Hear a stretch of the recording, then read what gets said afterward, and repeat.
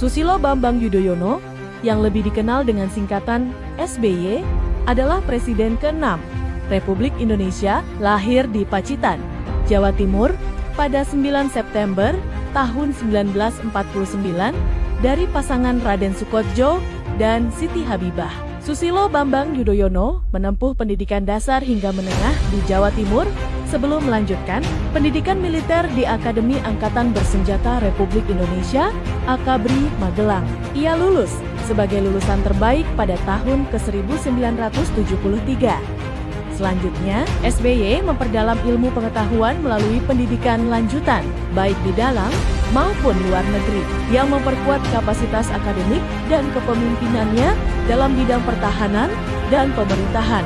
Susilo Bambang Yudhoyono merupakan presiden yang menjabat selama 2 periode, yaitu tahun 2004 sampai 2014, dan presiden pertama yang dipilih langsung oleh rakyat Indonesia, bersama Wakil Presiden Muhammad Yusuf Kalla dalam pemilu presiden ke-2004 sejak era reformasi dimulai.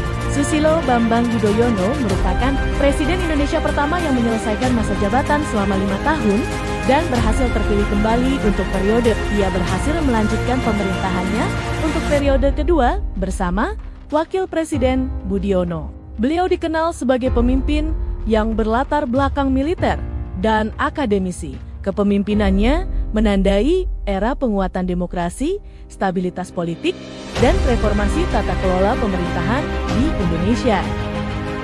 Sebagai mantan Presiden Negara Republik Indonesia, SBY masih terus eksis dalam menerapkan nilai-nilai core value berakhlak. Dan berikut ini adalah beberapa contoh implementasinya.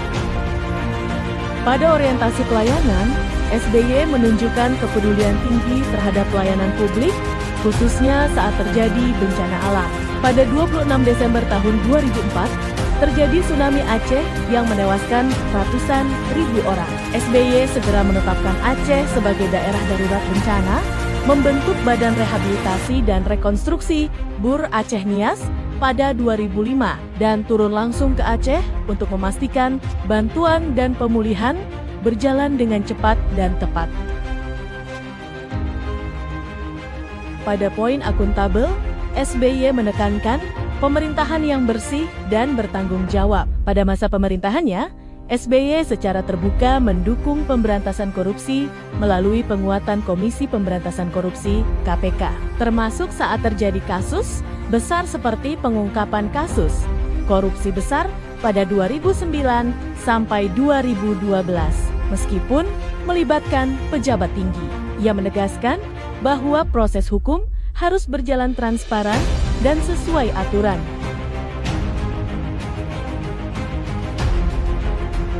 SBY dikenal sebagai pemimpin yang mengedepankan profesionalisme dan kapasitas aparatur negara. Hal ini dibuktikan pada tahun 2010, pemerintah di bawah kepemimpinan SBY meluncurkan reformasi birokrasi nasional, termasuk penerapan penilaian kinerja, tunjangan kinerja, dan peningkatan kompetensi ASN yang dilaksanakan di berbagai kementerian dan lembaga di Indonesia.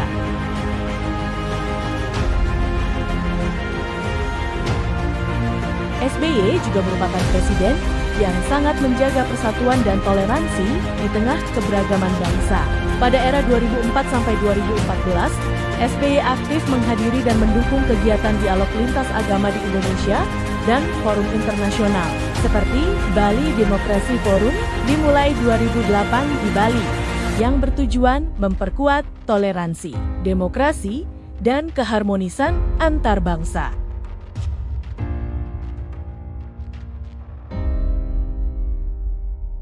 Tidak hanya itu, SBY juga menunjukkan kesetiaan terhadap negara, konstitusi, dan Pancasila.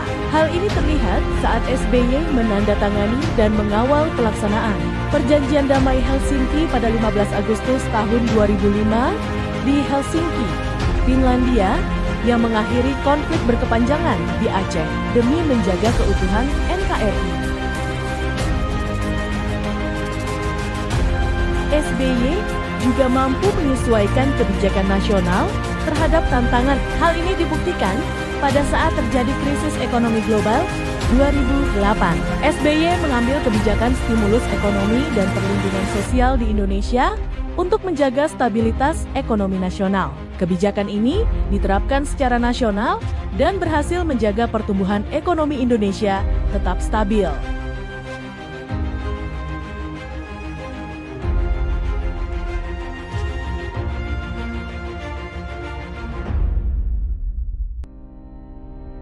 Dalam menjalin kolaborasi, SBY mendorong kerjasama lintas sektor dan hubungan internasional. Hal ini dibuktikan dengan SBY aktif dalam forum internasional seperti KTT G20, termasuk keikutsertaan Indonesia pada KTT G20 London tahun 2009 yang menunjukkan kolaborasi Indonesia dengan negara-negara lain dalam mengatasi krisis ekonomi global.